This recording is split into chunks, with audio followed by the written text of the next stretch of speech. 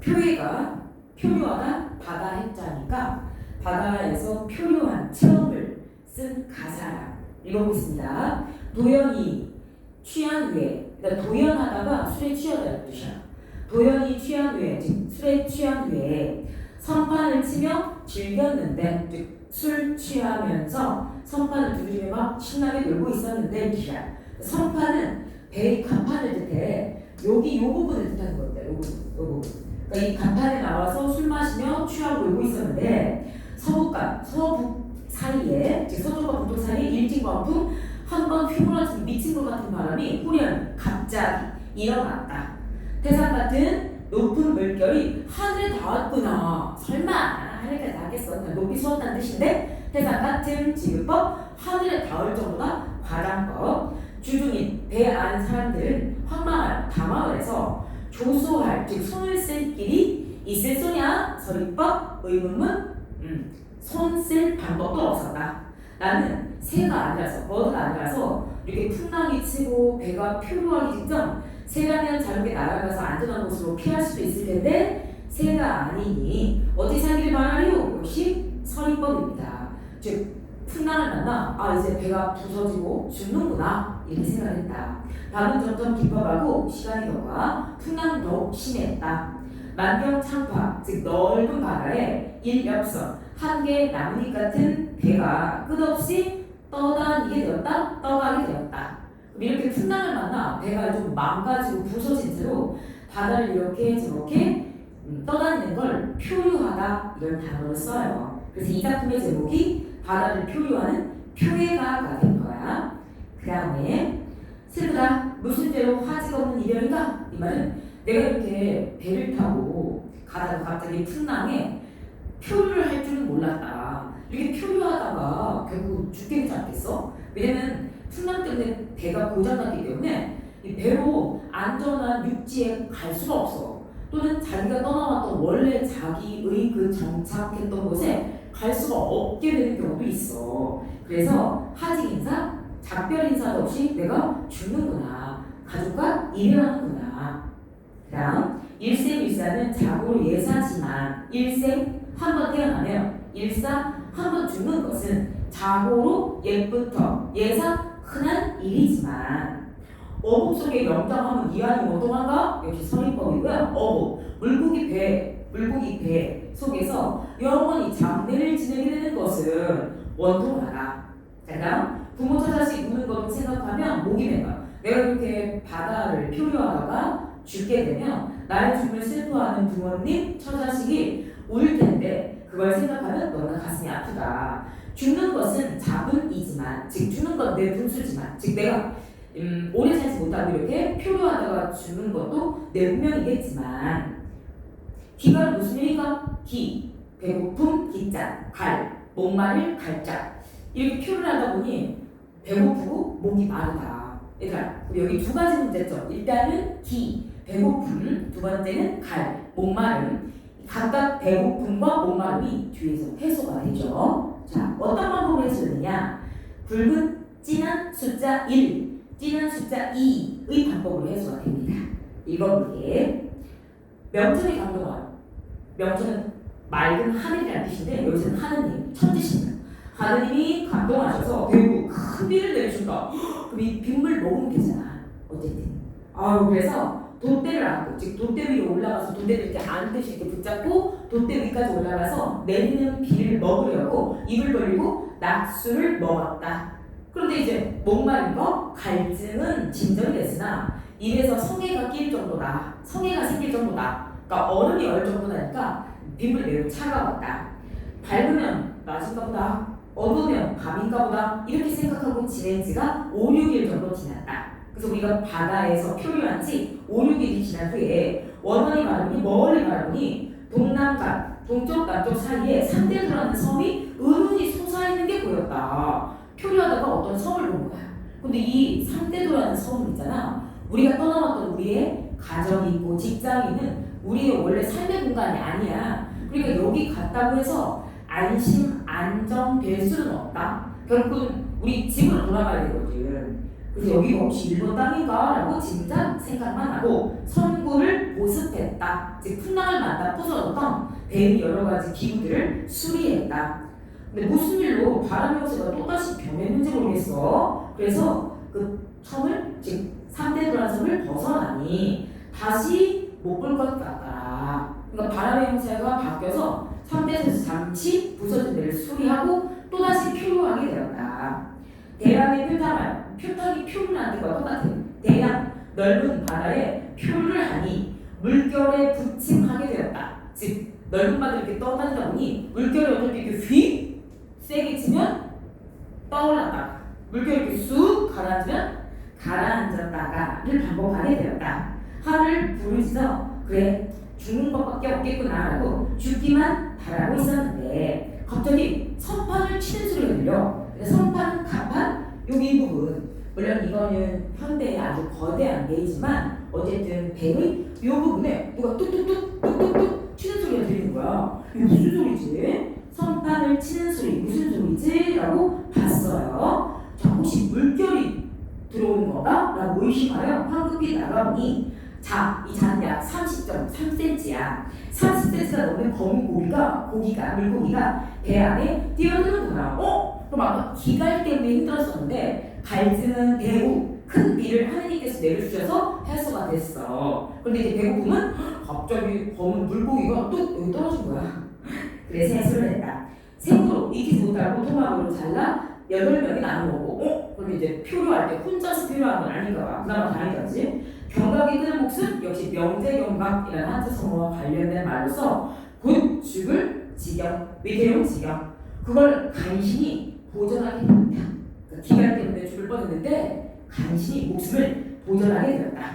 황천이 즉 옥황상제가 주신 것인가 해신 바다의 신께서 도와주신 것인가 갑자기 검은 물고기가 툭 배 가판으로 들어온 것이 아마 하늘의 도신 같다. 초신부인 것 같다. 이 고기가 아니었더라면 우리가 어찌 살았으리? 이것이 선입법이고요. 어느덧 10월 초 4일, 10월 4일 안식날이 되었다. 갑자기 큰 섬이 앞에 보이지만 아유 우리 인력을 어찌하리? 배가 뽀사져가지고 이 큰 섬이 앞에 보이지만 우리 힘으로는 어떻게 할 수가 없고 다행히 바람이 그쪽 섬으로 우리 배를 옮길 수 있도록 그 방향으로 불어주어서 자연히 바람결에 다행히도 그 섬에 닿을 수 있었다. 이 섬이 우리가 떠나온 우리 집 고향이 있는 곳은 아니지만 그래도 이 섬에서 잠시 또 어떻게 목숨을 이어갈 도움을 받을 수 있잖아. 그러므로 밑에 둘째 있는 이 큰 섬은 살기 위해 화자가 도달하기를 바라는 대상이라고 해석할 수 있다.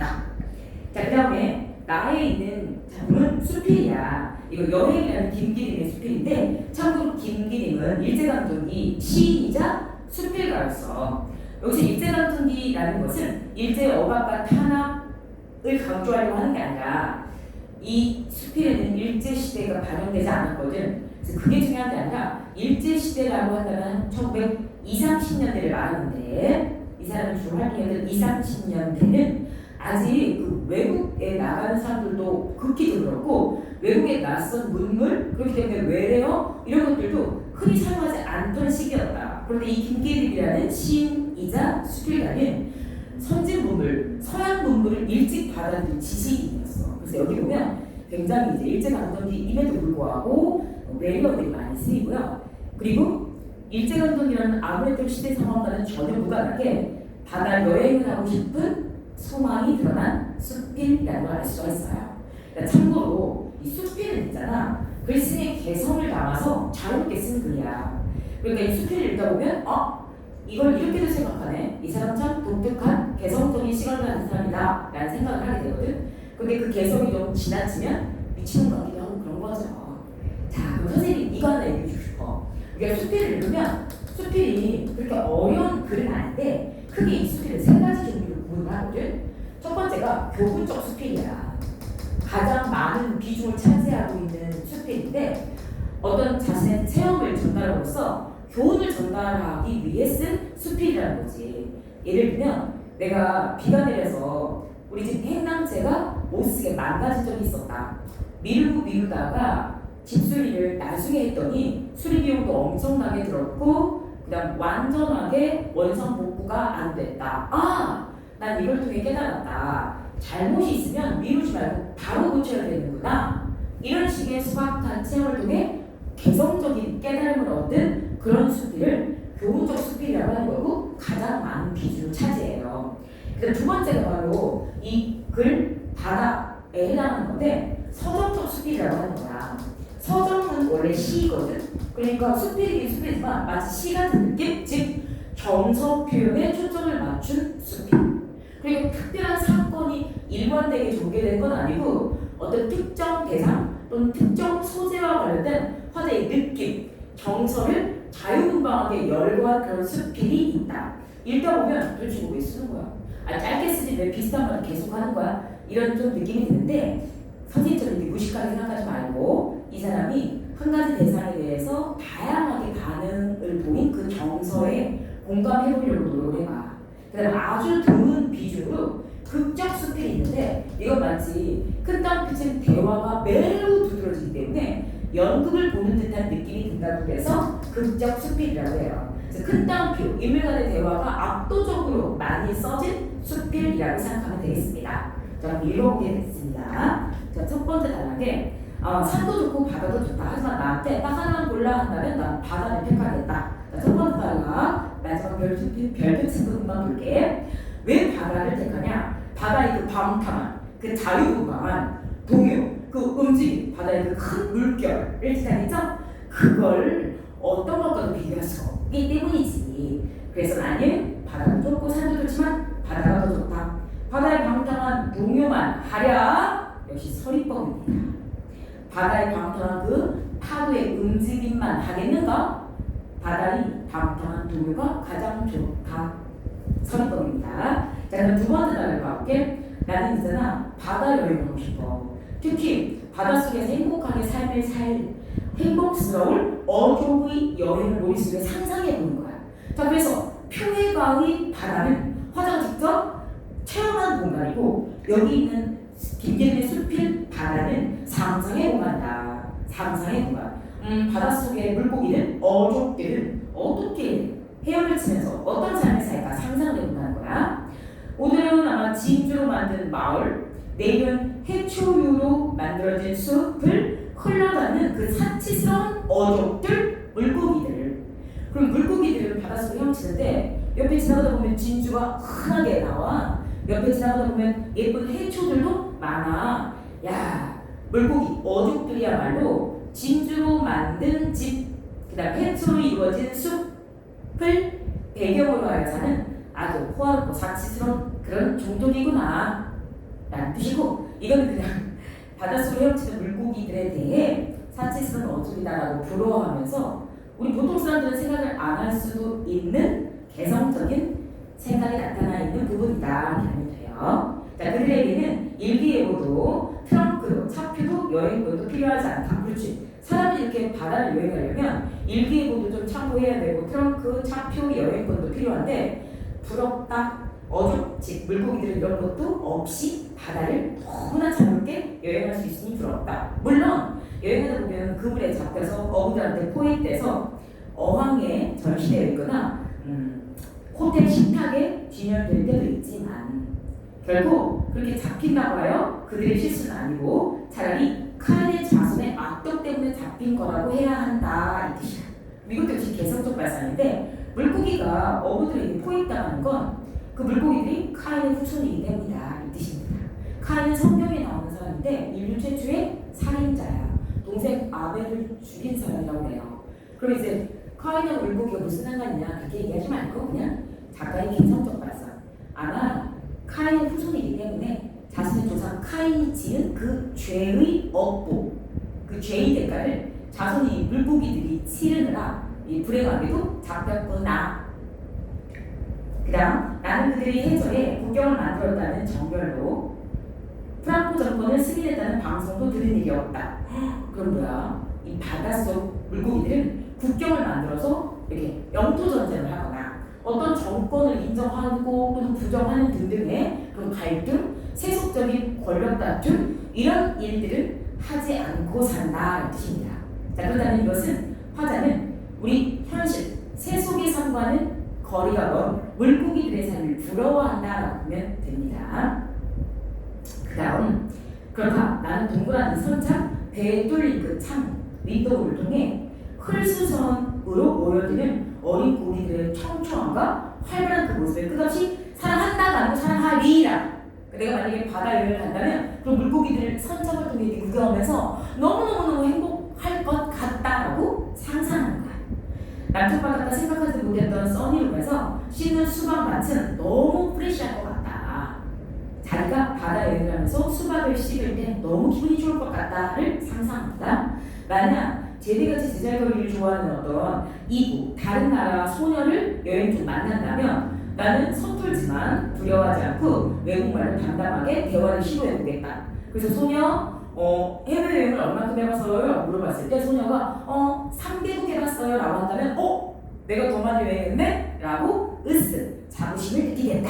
그런 내용이 뒤에 나와요. 잠깐 중요한 나는 휴리스틱 뷰로 여행사로 달려가겠다. 그 많은 여행 안내 책자를 받아서 뒤져보고 비록 직업일망정 그 사무원 즉 여행사 직원이 오늘조차 퍽 나에게 다정한 친구라고 지녀본다. 친구라는 생각을 가져본다. 그럼 나는 이제 여행사에 가서 여행지로 좋은 곳이 어디입니까? 추천을 받는데 그 추천해주는 여행사 직원이 매우 다정한 친구 같다. 친절했다. 이런 뜻입니다. 필경 즉 분명 정해지는 길을 말할 수 없지만 겸손하게 짧다. 사무원의 책상 위 서랍 속에 엿보이는 제일 먼 차표가 부럽다.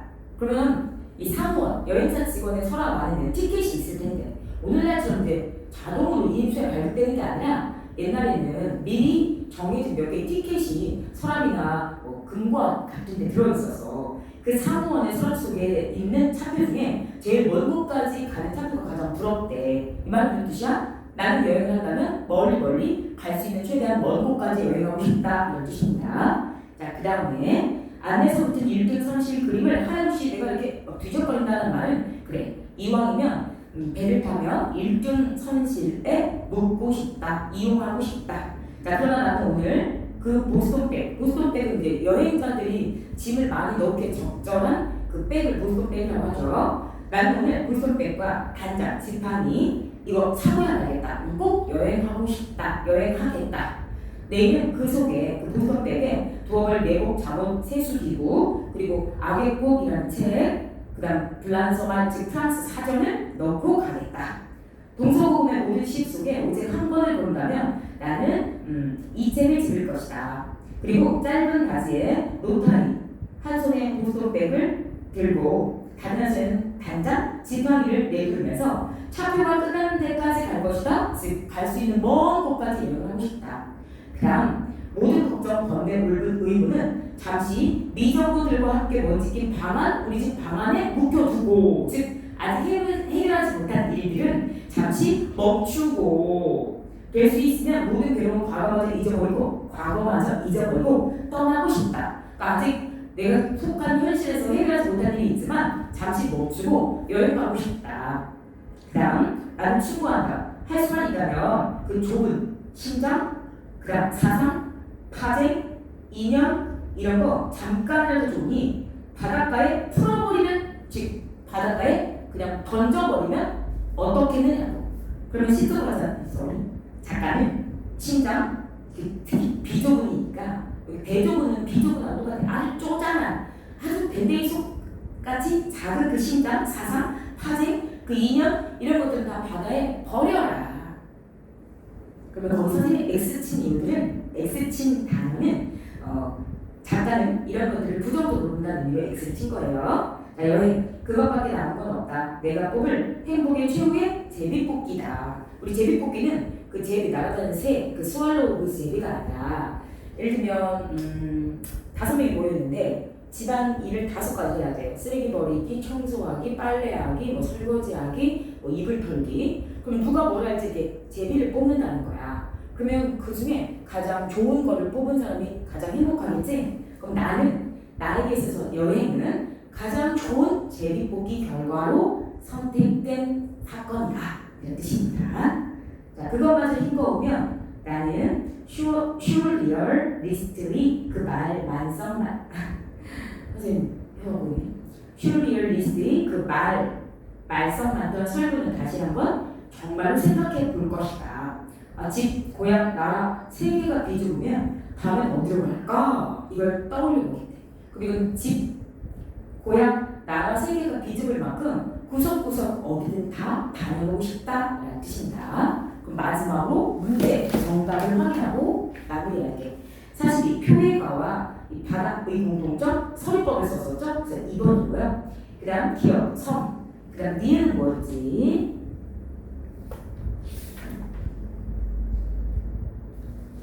왜 안 보여? 니은 뭐였지? 차표.